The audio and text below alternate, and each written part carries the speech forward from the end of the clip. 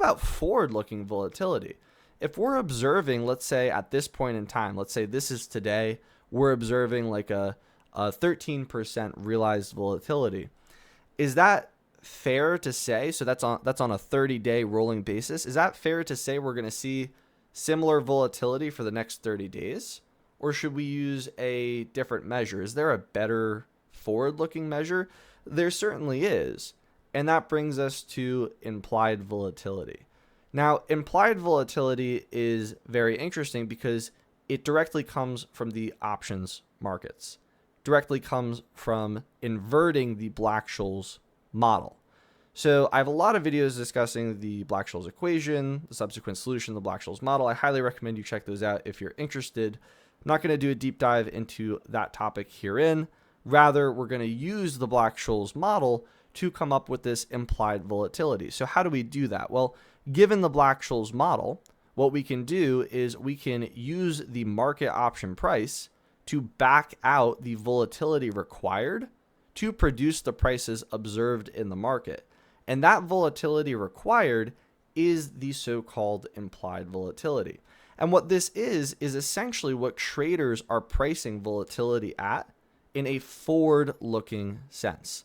So in terms of volatility to come, this is literally what the market is pricing options that are expiring in the future at, given the level of volatility. And that again is found by inverting the Black-Scholes model, finding a solution to this minimization problem.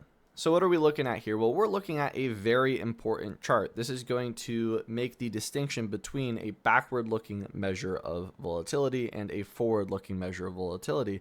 What you can see here is we have implied volatility and 30-day realized volatility. Now, at any point in time, I can go into the market and I can observe what implied volatility is at right now. And there may be some aggregate composite measure, but typically implied volatility is quoted for a particular moneyness and a particular maturity. In this particular case, we're looking at an aggregate measure of implied volatility. So what we see here is not just implied volatility, that is what traders were pricing options at in a forward-looking sense, but we're looking at that measure over time. It's very interesting. So at this point in time right here, traders were pricing volatility at 0.29, so roughly 29%. And then at this point in time, they were pricing it at 18%. So all of those measures are point in time.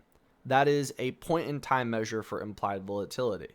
At that point in time, the forward-looking consensus was, let's say in this case, 23%. Whereas the green line is saying, hey, returns have already happened. Now let's compute a measure of backward-looking volatility, historic or realized volatility. And what do you notice about these two processes? Well, they tend to be more or less correlated in different cases, different settings. And what we typically see is this idea of a volatility risk premium. Typically, fear drives volatility, and we see a systematic mispricing. We tend to see systematically that implied volatility realizes less than implied volatility would have suggested. So let's say the 30-day forward-looking implied volatility is 30%. If I was to run a regression in a forward-looking setting on the average realized implied volatility, I would tend to see on average, yes, it certainly does decline.